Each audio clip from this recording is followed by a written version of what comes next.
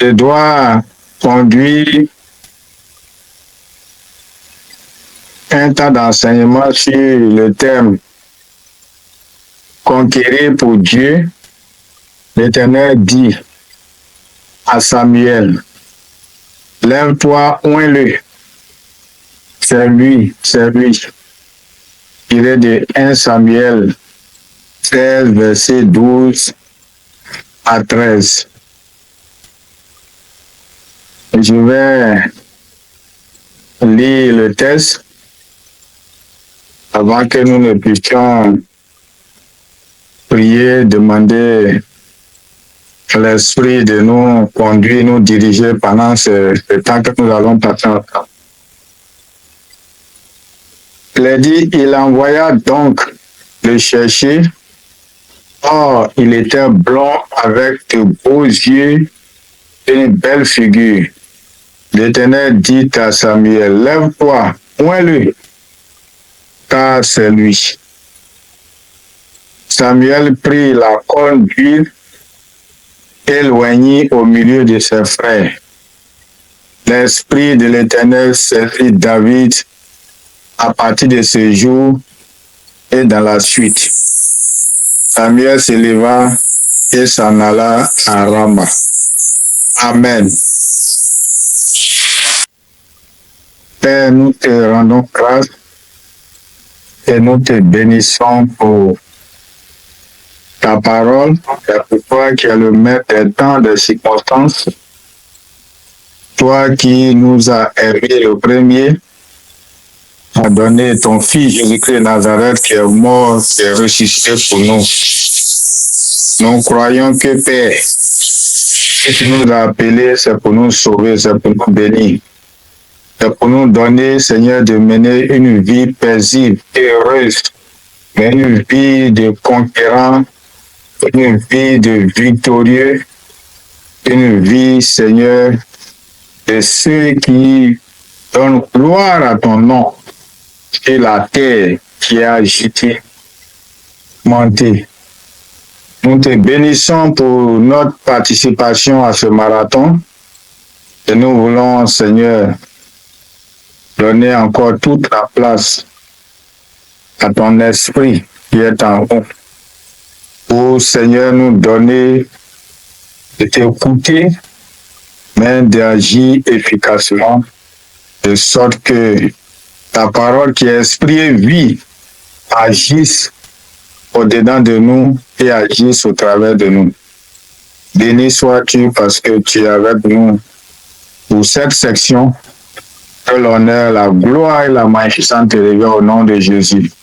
Amen.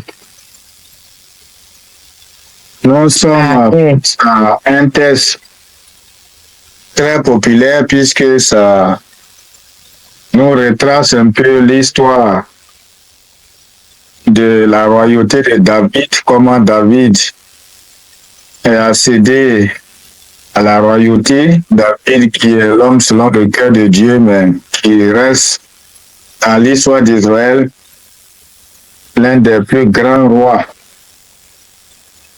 qui a façonné cette nation, le peuple de Dieu. Et il y a des éléments qui précèdent cette action où Dieu envoie son prophète sacrificateur Samuel dans la maison du père de David pour une action, pour un roi.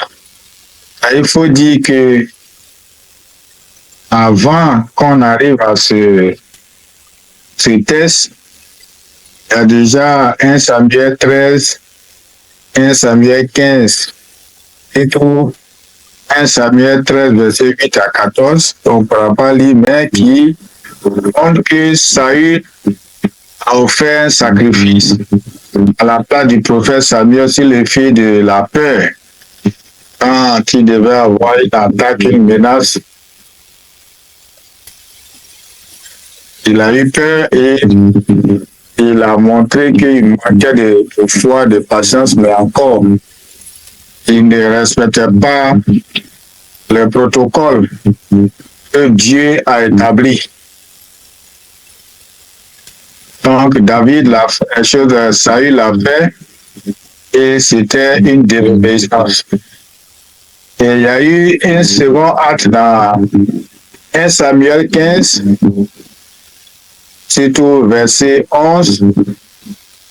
Il a dit, l'Éternel regrette d'avoir établi Saül roi et pour roi. Et parce que tu as rejeté la parole de l'Éternel, il te rejette aussi comme roi. Là, c'est la réponse que Samuel est venu donner à David, à Saül. Parce que dans le deuxième acte qu'il venait de commettre, il devait détruire complètement Amalek.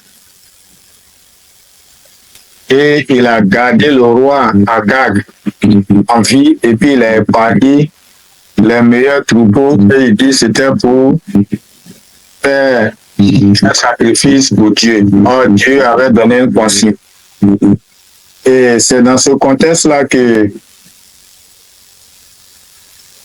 Samuel a été envoyé par l'Éternel dans la maison d'Isaïe, la maison du père de David.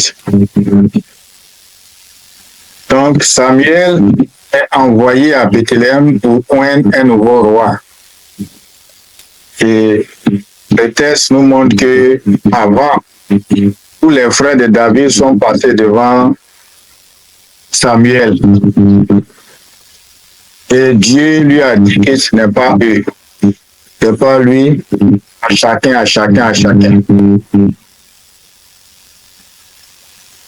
Ce que je voudrais nous amener à retenir ici, c'est que c'est Dieu qui choisit et c'est Dieu qui positionne. On peut se poser ces deux questions-là. Qui a envoyé Samuel chez Isaïe? C'est Dieu. C'est Dieu lui-même qui a choisi Samuel pour être sacrificateur, pour être prophète chez Israël. Et deuxième chose, qui a choisi, qui a été choisi dans ce projet? C'est David. Or, quand on regarde dans le déroulé, David est oublié par son père. C'est l'Esprit de Dieu qui était en Samuel qui l'a amené à se poser la question, puisque c'est Dieu qui l'a envoyé. Et puis il va lui dire, c'est pas lui. Donc il demande, est-ce qu'il n'y a pas un homme dans cette maison qui doit, un Dieu ne peut pas l'envoyer par hasard, et puis les dispositions ne sont pas réunies. Ce que je voudrais que nous puissions retenir, puisque nous sommes dans le thème de l'année qui est pour conquérir, conquête et reconquête, dit que David est oublié par son père. Et je veux que nous puissions savoir que nos parents même qui nous ont donné la vie, ils peuvent nous oublier. Et les hommes que nous servons même peuvent nous oublier. C'est à qui nous rendons grâce. Mais ce n'est pas ça qui est le problème de Dieu. Ça, c'est leur problème. Nous sommes en train de lever nos yeux vers ce que nous devons conquérir ou ce que nous devons reconquérir. Ceux qui nous ont oubliés, c'est leur problème. Ce n'est pas notre problème. Et ce n'est pas un problème pour Dieu. Et c'est pour eux, comme je le dis. Et Dieu voit le cœur pas l'apparence. Parce que souvent, il y a beaucoup de situations qui expliquent pourquoi nous sommes oubliés, pourquoi nous sommes humiliés, nous sommes opprimés à ceux à qui faisons du bien, à qui nous avons fait du bien, les gens même que nous servons. Parce que David, il était allé perdre les bêtes de son père. Les autres étaient à la maison.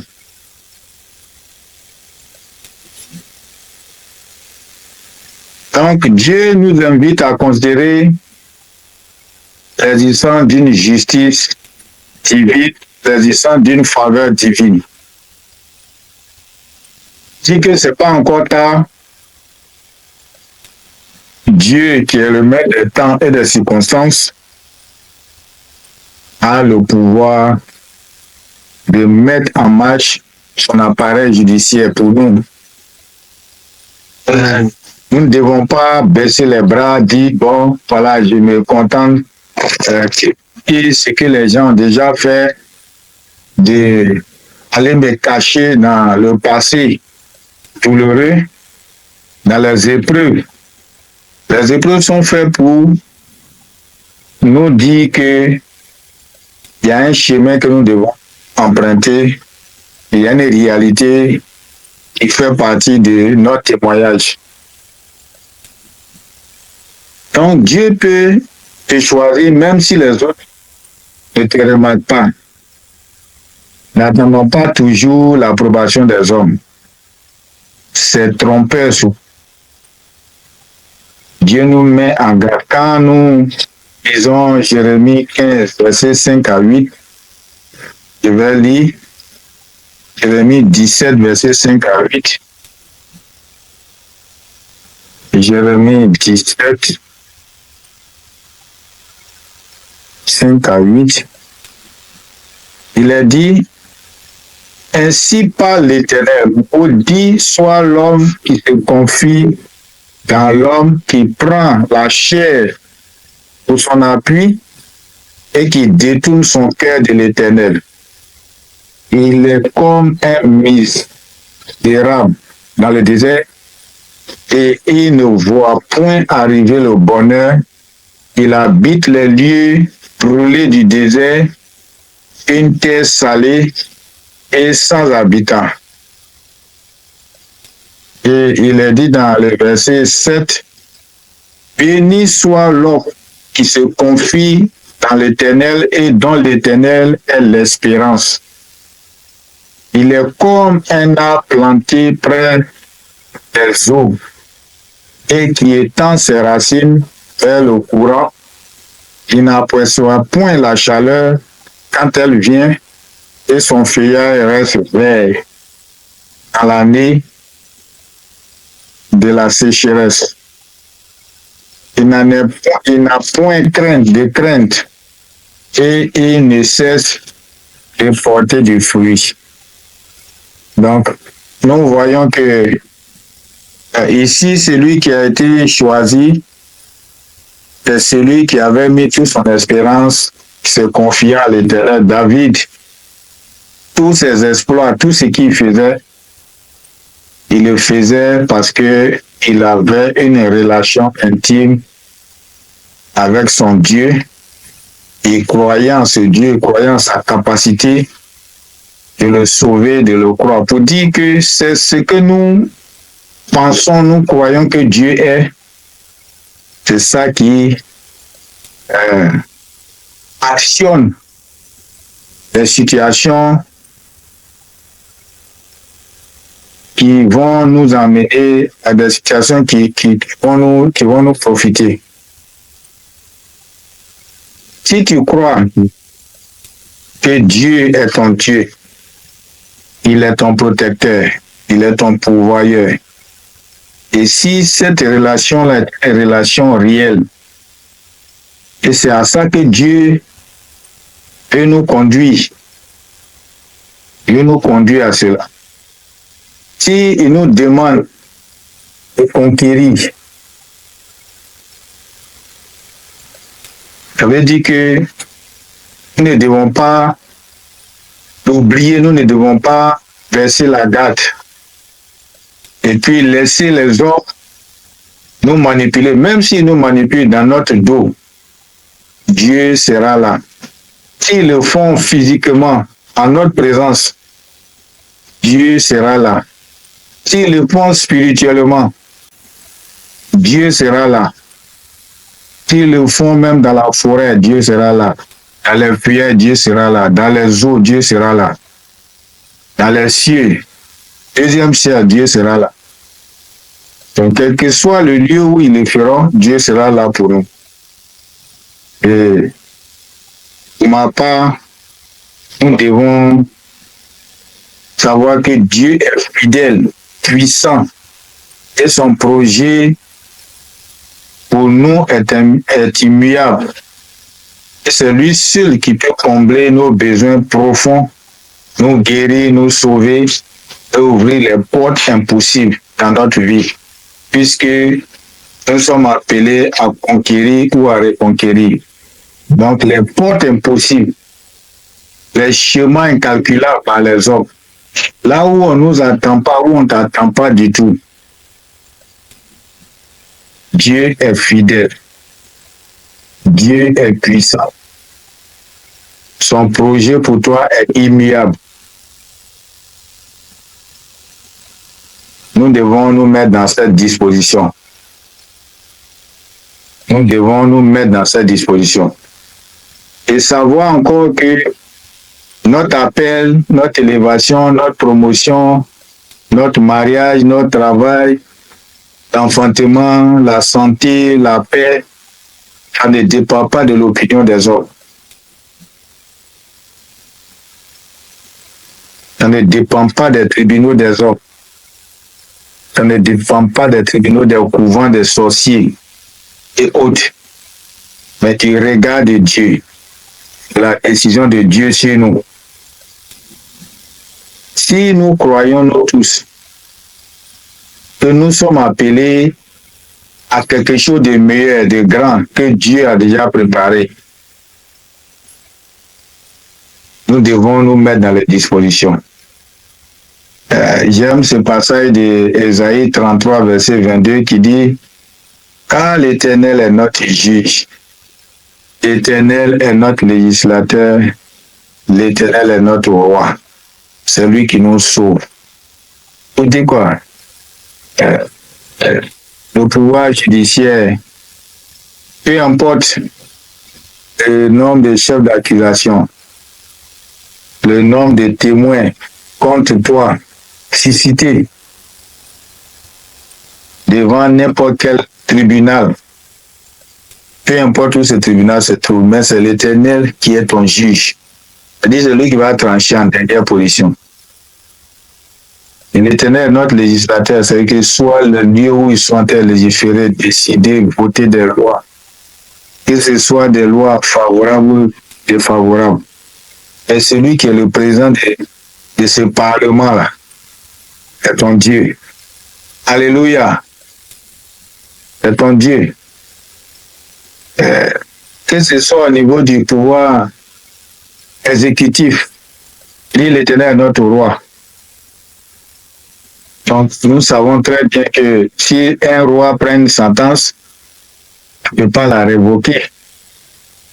Oh, c'est lui qui nous sauve. Donc, pour ce marathon particulièrement, et concernant moi, mon thème, je voudrais nous encourager à savoir que Dieu est souverain.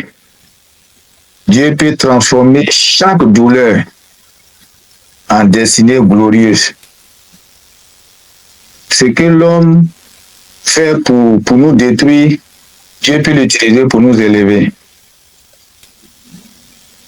Tout récemment, on nous donnait le témoignage d'un pasteur que je connais très bien, qui est très charismatique, qui fait des grands programmes, tout ça. Ça faisait près de 15 ans, 18 ans de mariage, il n'y avait pas d'enfant. Malgré que lui, il prie, il fait des programmes, les gens rendent témoignage. Mais sa femme vient d'accoucher. La femme vient d'accoucher. Donc, si c'est Dieu qui nous a appelés, si c'est lui qui est notre Dieu, si c'est pour lui que nous et que notre espérance est en lui, nous devons savoir que c'est de lui que viendra notre joie, pas des hommes.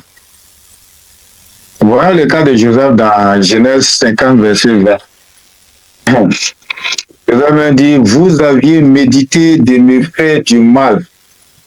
Dieu l'a changé en bien pour accomplir ce qui arrive aujourd'hui pour sauver la vie à un peuple nombreux. Alléluia. Nous voyons que ça, c'est très fort. Et c'est Joseph qui est en train de dire ça à ses frères. Quelqu'un, on a cherché à tuer. Ils n'ont pas pu le tuer. Ils l'ont vendu comme esclave. Il est allé et ils sont venus. Ils avaient tout le territoire, avec tout, même la part qui devait revenir à Joseph, tout ça, partagé là-bas.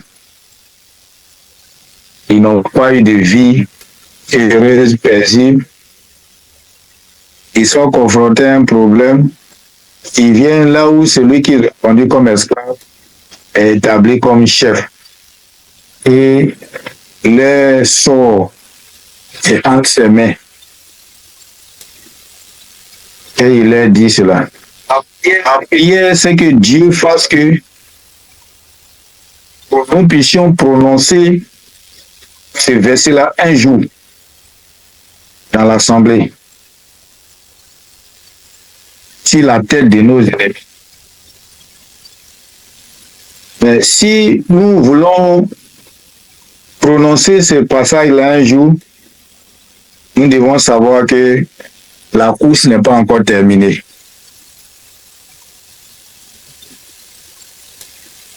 Nous devons continuer la marche de la foi, le combat de la foi. Donc, Dieu choisit selon qu'il voit en nous son potentiel, non selon l'apparence. Si nous voulons conquérir pour Dieu, nous voulons que Dieu nous choisisse, c'est selon le potentiel qu'il voit en nous. Il ne regarde pas à l'âge, ni à l'apparence, ni au statut social, et qui est en nous, qui lui appartient. Donc nous avons à travailler notre foi, notre engagement, notre alliance avec lui.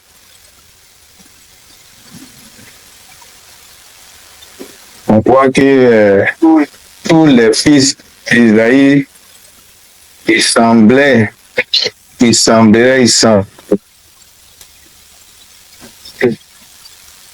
aptes humainement. Et puis c'est celui-même, pas de David comme Goliath, même l'épée de Saül, David même ne pouvait pas se lever.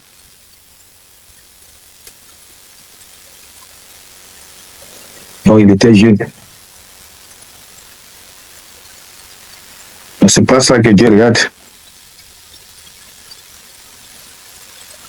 Donc, nous devons aussi savoir que Dieu veut élever une génération comme David. Des gens cachés, des gens engagés dans le secret, c'est que le monde ignore, mais que Dieu a choisi pour une mission royale, une grande mission pour les nations. Souvent, j'écoute le pasteur Adrien et je sens tous les efforts qu'il fait. Comme si personne ne le voit aux États-Unis, personne ne sait qu'il est là. Et il voit tout le monde. Et personne ne vient vers lui. Personne ne le rassure. Personne ne l'amène à savoir que et nous tous, c'est le même problème que nous avons. Mais, c'est pas que les gens ne nous voient pas. Le temps pour qu'ils nous voient, c'est pas encore arrivé. Dieu, certainement, il y a plusieurs fois dans la vie. Il y a la phase où il te prépare, il y a la phase. Et la phase où il te prépare, il te cache. Et la phase où il te révèle. Et au moment où il te révèle, là, c'est que tu es prêt. Alléluia. Donc, tu ne sais pas à quel niveau chacun de nous se trouve dans ce plan-là. Mais seulement sache que tu es dans une phase quelque part. Alléluia. Tu es dans une phase. Si tu t'enlèves dans la bataille, c'est toi qui l'aurais décidé. Comme le pasteur Atipo le disait. Non, nous sommes tous dedans. Nous sommes tous dedans. Donc nous sommes en train d'avancer et sachons que les choses ne sont pas loin. Dieu veut élever une génération des gens de la trempe de David. Donc c'est aussi une parole pour nous qui pensons, ceux qui pensent que nous sommes insignifiants, que Dieu n'oublie pas ceux qui sont fidèles dans le chant, qui sont fidèles dans le service. David a été pris. Ce jour-là, on n'a pas dit que David était allé au marché, il était quelque part. Il était là où Dieu l'avait appelé, où Dieu l'avait établi. Il était derrière le troupeau. Donc, cette année, nous devons faire l'effort. Si tu as abandonné le poste, repositionne-toi. Parce que tu ne sais pas quand la trompette de Dieu va sonner. Quand va venir dans ta maison. Quand Samuel va arriver, tu ne sais pas. Quand la main de Dieu va arriver, le bras de Dieu va arriver, la visitation de Dieu va arriver. Donc, il y a comme premier élément, nous disons que c'est Dieu qui choisit. Donc, Dieu nous a déjà choisi. Si tu es dans cette plateforme, c'est que Dieu t'a choisi. Si tu sais Dieu dans le ministère où tu es actuellement, c'est que c'est Dieu qui t'a choisi. Deuxième chose, il y a la nécessité de l'onction. Samuel n'était pas allé seulement pour aller choisir, mais il devait oindre. Donc David a reçu cette onction-là avant de régner. Il dit que Dieu consacre, tout à l'heure je disais, Dieu consacre avant d'exposer. Dieu prépare. Dieu met une marque. Si nous devons aller conquérir des hommes pour Dieu, il faut que nous ayons sa marque sur nous. Nous ayons son approbation, nous ayons sa force. Et prophétiquement, cette huile, c'était le Saint-Esprit. Le pasteur Paul Atipo a longuement parlé de ça. Il dit que le Saint-Esprit est en nous.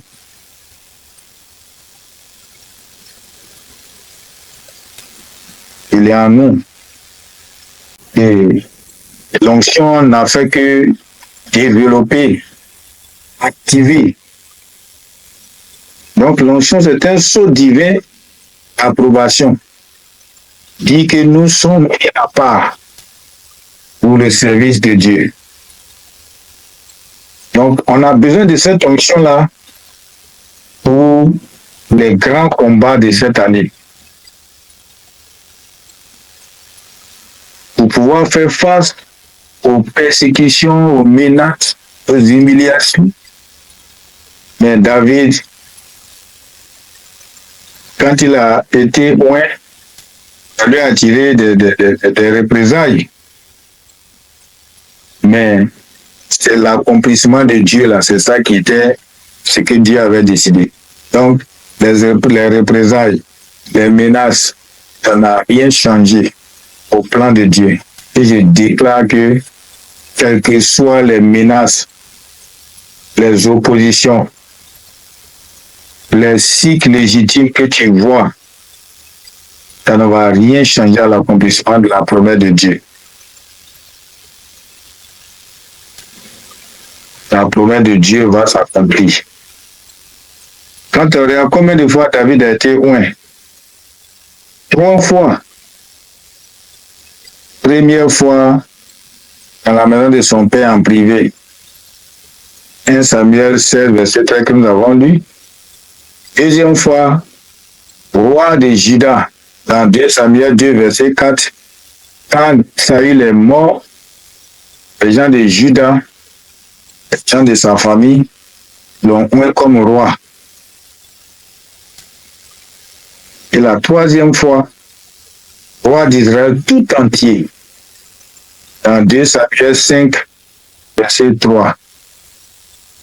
Donc vous voyez cette progression en privé. En privé là, c'est ce que nous faisons, que Dieu voit, que Dieu connaît. Deuxième onction, c'est l'approbation. Les gens en privé là, qui te connaît. Mais quand tu es passé en privé là, Dieu t'a validé, Dieu a mis sa marque sur toi. Et les gens vont voir, ils sauront. Et troisième, c'est tout Israël maintenant. Tout Israël, il est devenu roi d'Israël tout entier. Et on dit que Dieu peut changer le verdict des hommes. Ta défaite, ta confusion, en victoire, en élévation. Seulement, est la mentalité d'un conquérant. Est la mentalité de quelqu'un qui se dispose à des grandes choses, à des grandes missions, à des grandes choses. Des grandes choses.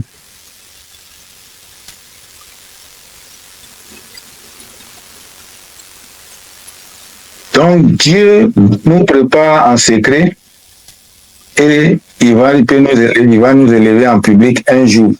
Donc supposons que ce que nous faisons, c'est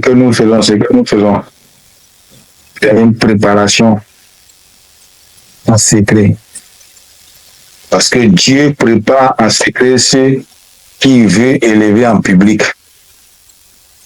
Si tu n'acceptes pas la phase de la préparation, qui est la phase du service, la phase de la prière, de l'intercession,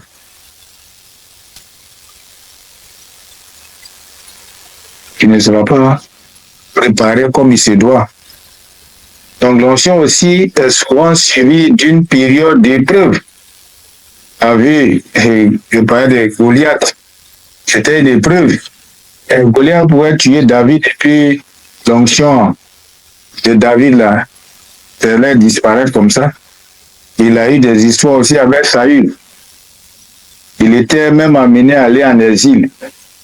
Pour dire quoi? Ça c'est des phases.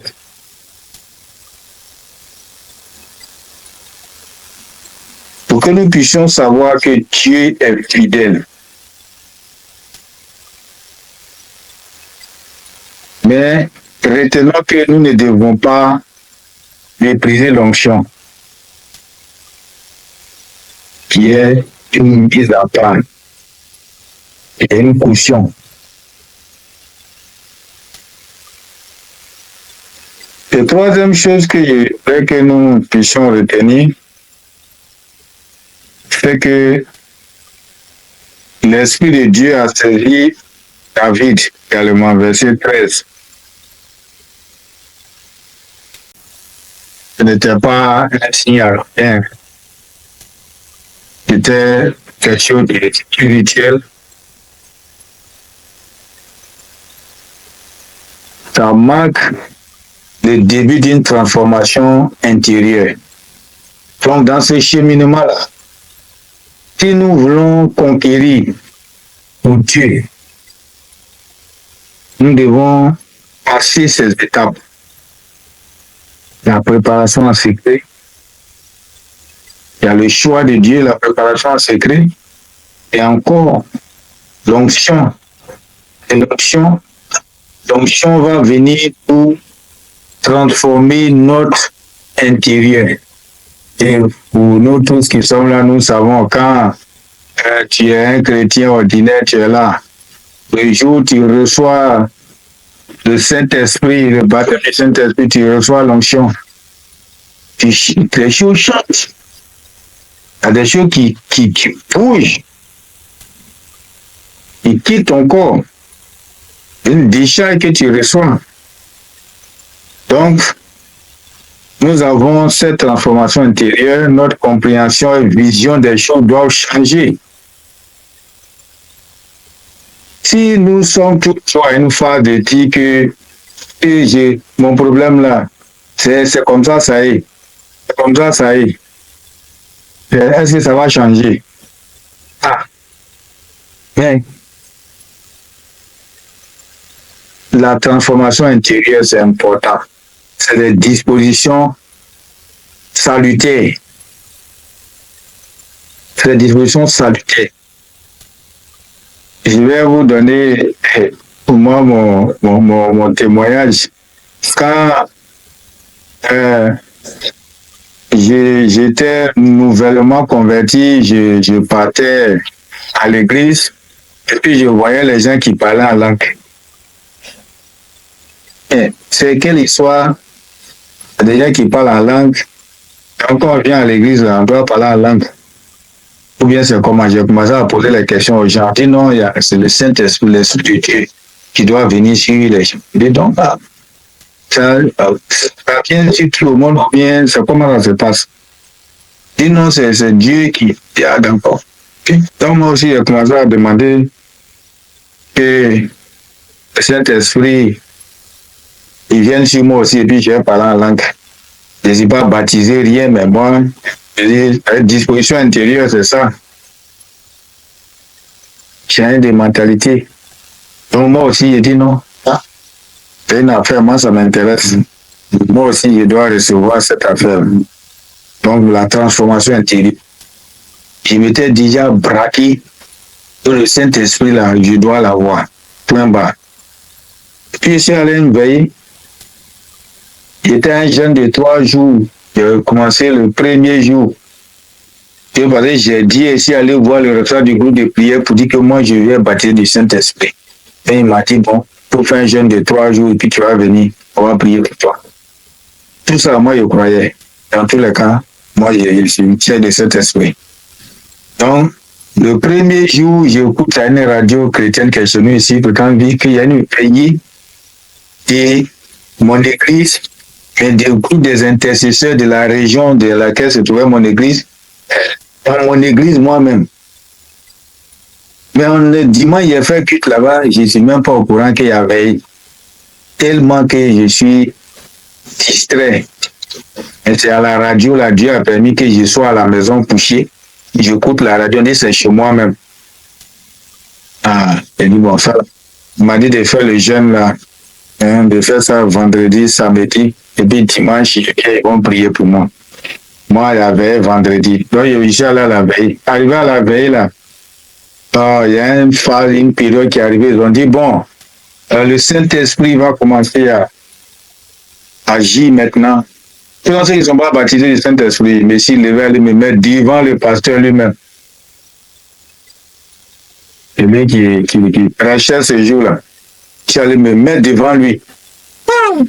Pousser, les gens allaient m'arrêter là-bas. Mais je me rends compte que les gens tombent, ça parle, et puis moi, je suis arrêté là, je ne comprends plus rien. Il dit, mais Saint-Esprit, tu es où? C'est en ce moment-là, il est quitté quelque part, je ne sais d'où, il est venu quand il m'a touché. Et puis bon, Moi, on m'a donné 3 jours. J'ai dit, moi, j'ai déjà reçu. Déjà, pour moi, ça va comme ça. Dimanche matin, je suis venu tout souriant. Donc, le responsable du groupe de prière, là, il me regarde, il voit que moi-même, je suis souriant. Mais quelqu'un lui a donné 3 jours, comment il peut être souriant? Et je lui ai dit que je suis déjà baptisé.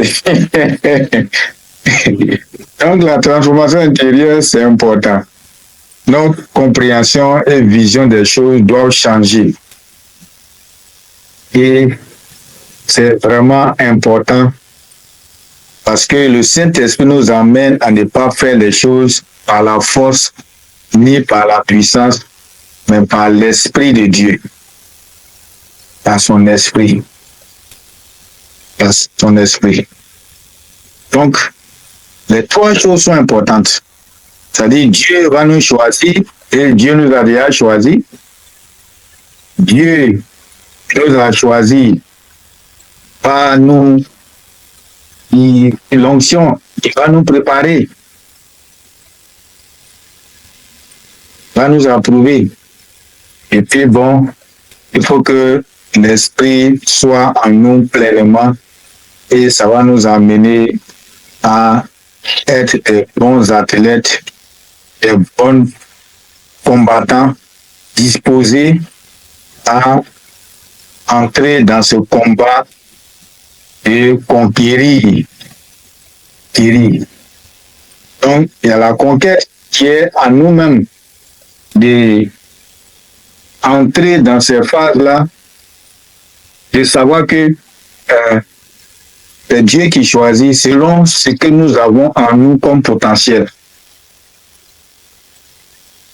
Deuxième chose, si Dieu nous a choisis, il va nous préparer et il va nous révéler un jour. Donc, et troisième chose, son esprit va nous amener à faire des exploits. Le service.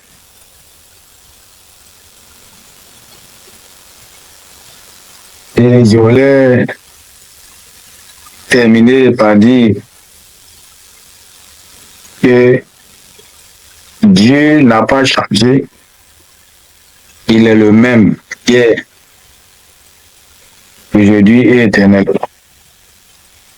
Dieu va restaurer ses adorateurs, il va restaurer ses combattants priés. Tous ceux qui travaillent selon sa volonté. C'est pas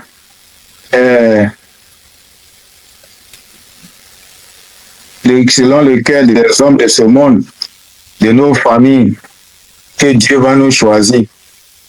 Pas par rapport à ça, il va nous bénir. Il ne cherche pas aussi des titres, mais il veut des cœurs disponibles, disposés.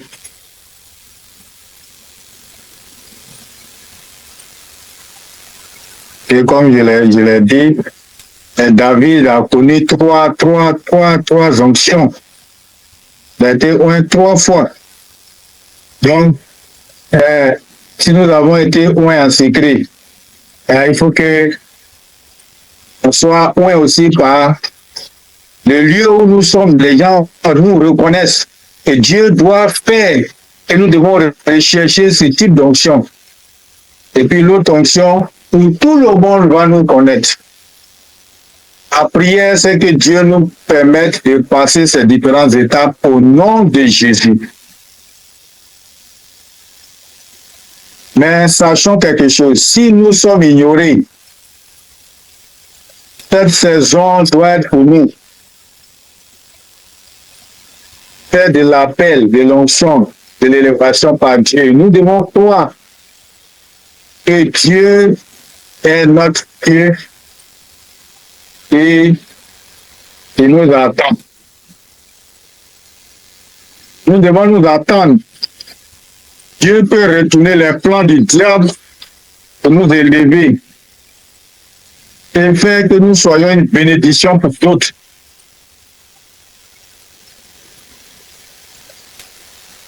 Parce que si nous devons conquérir pour Dieu, c'est que nous-mêmes, nous sommes une source de bénédiction. Nous sommes un instrument entre les mains de Dieu.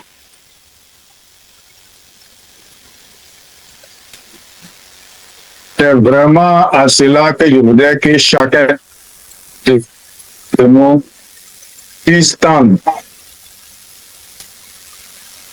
Ne regardons pas à l'approbation des hommes, mais regardons d'abord à l'approbation de Dieu.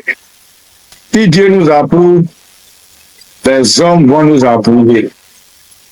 Si Dieu nous approuve, nos services, l'impact de notre ministère, de nos œuvres, va amener un plus grand nombre à nous approuver. Et le service de Dieu pour lequel nous sommes appelés aura de grandes tâches, aura de grands résultats. Et nous allons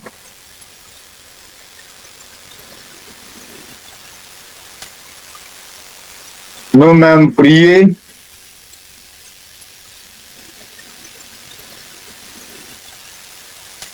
nous allons demander que Dieu puisse nous consacrer, que Dieu nous prépare, que Dieu nous prépare. Cette année,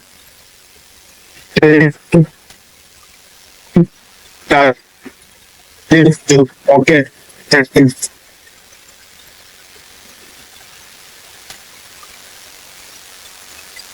Aucun de nous ne doit rester sans victoire de nous mettre en chemin, de te préparer, de te positionner dans ce cheminement. Prions.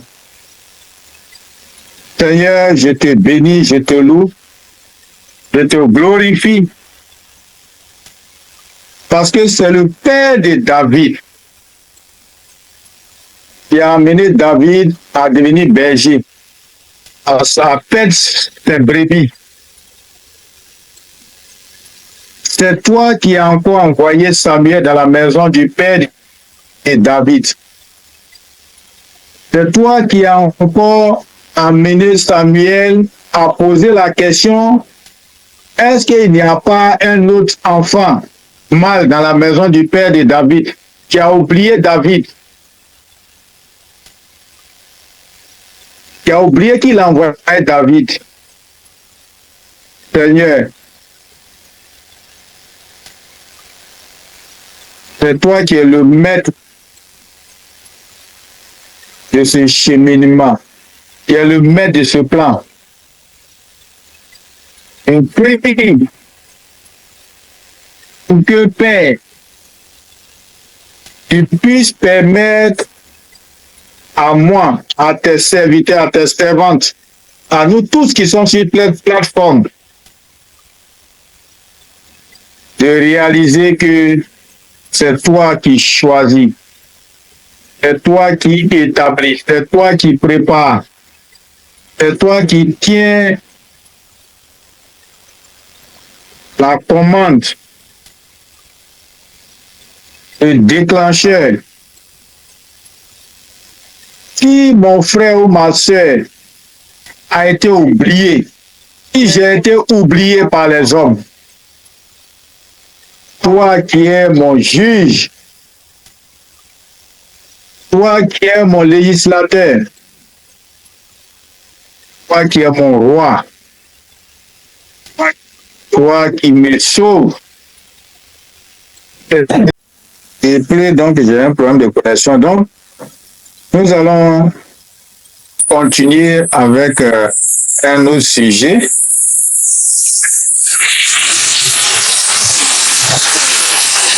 Matthieu 28, verset 19 dit: allez, faites de toutes les nations des disciples les baptisant au nom du Père, du Fils et du Saint-Esprit. Puis le psaume 50, verset 5 dit, rassemblez-moi mes fidèles qui ont fait une alliance avec moi par le sacrifice.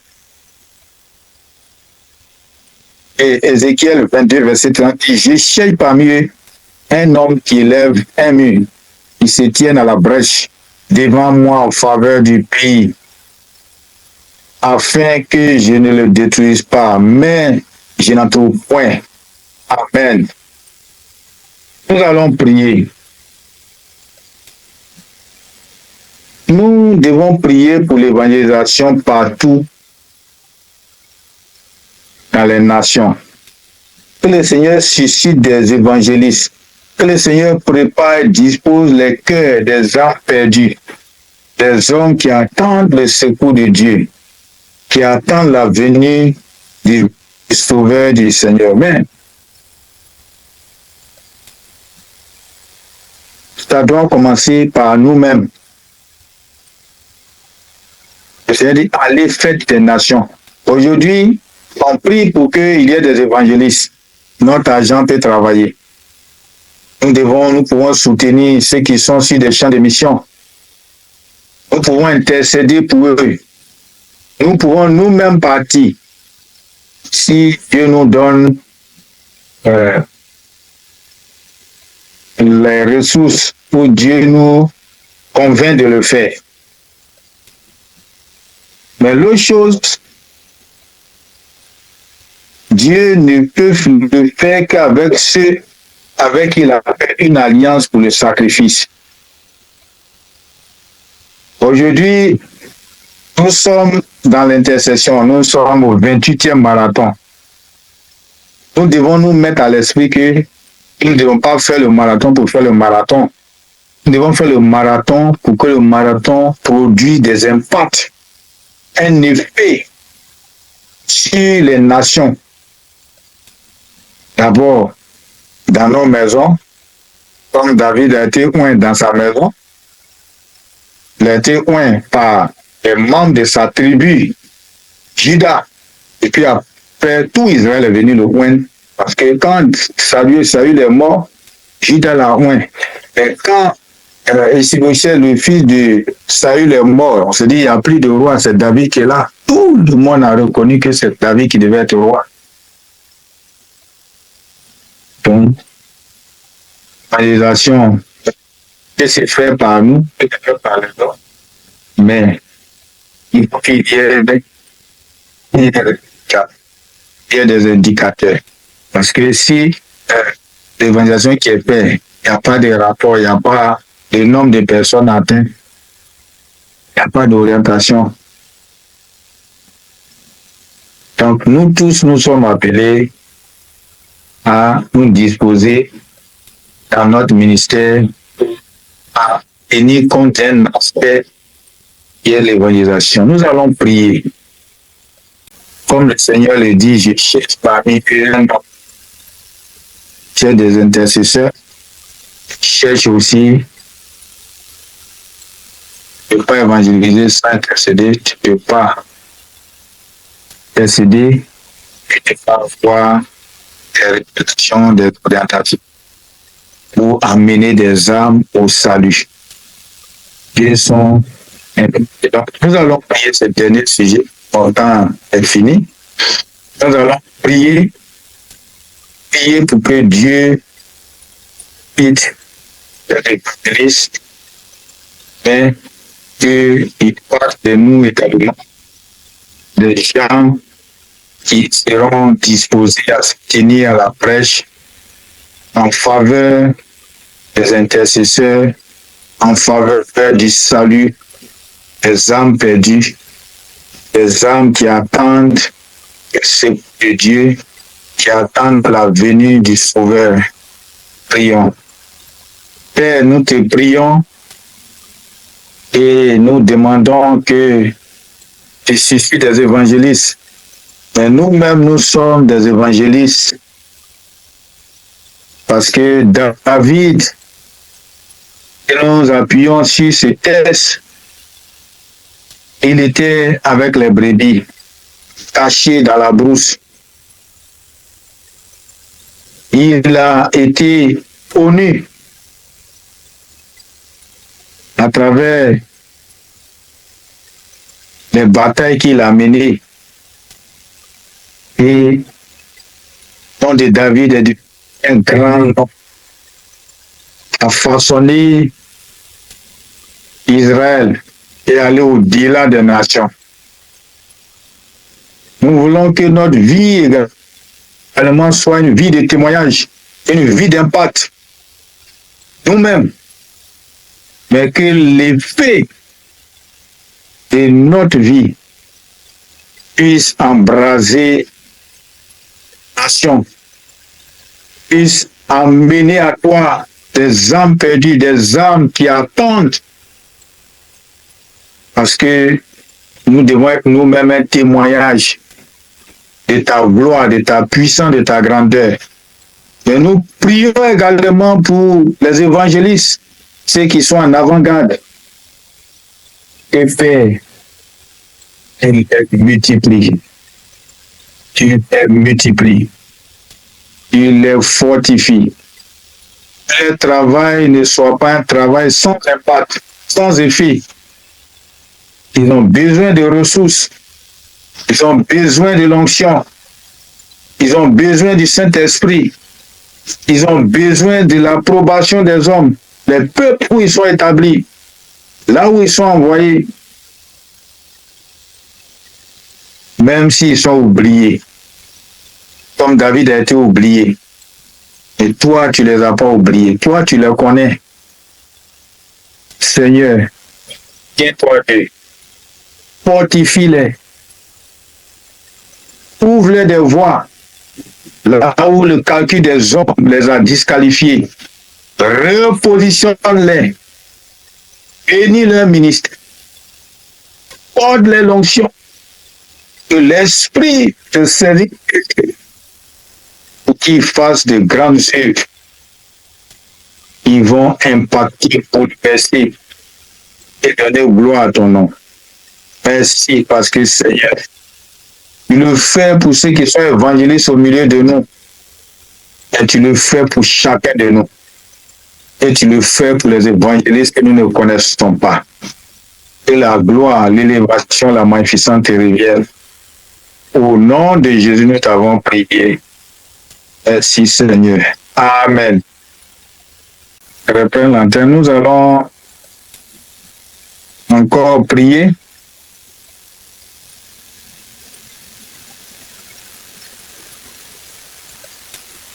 Nous allons prier les questions du Saint-Esprit, de l'Esprit de Dieu. C'est cet esprit-là qui convainc, cet esprit-là qui agit, manifeste l'autorité de Dieu. Nous allons prier pour que le vent de l'Esprit, du Saint-Esprit puisse souffler sur les nations, pour ouvrir les yeux de ceux qui n'ont pas encore vu la gloire de Dieu, n'ont pas encore vu la grandeur de Dieu, et encore leur foi ou leur esprit embrigadé, emprisonné dans des systèmes humains. Parce que on a vu que quand Samuel est bâti, ce sont ses yeux qu'il a pris pour regarder. Aujourd'hui, les gens regardent le monde, le développement. Oh, Dieu, il s'en va à la bête humaine. Comme les frères de David étaient corpulents, beaux, mais il n'y a pas eu. C'est le Saint-Esprit qui peut amener les gens. Ce n'est pas le développement. Ce n'est pas les théories humanistes, féminines, les théories sur la sexualité, ce n'est pas ça qui va passionner. C'est le Saint-Esprit. Nous allons prier pour que le Saint-Esprit, puisse entrer dans notre vie. pour faire tomber les écailles, pour bouleverser les systèmes, les projets de l'ennemi, pour en garder, pour maintenir les gens dans le péché. Prions. Seigneur, nous te prions et nous demandons que ton esprit, le Saint-Esprit puisse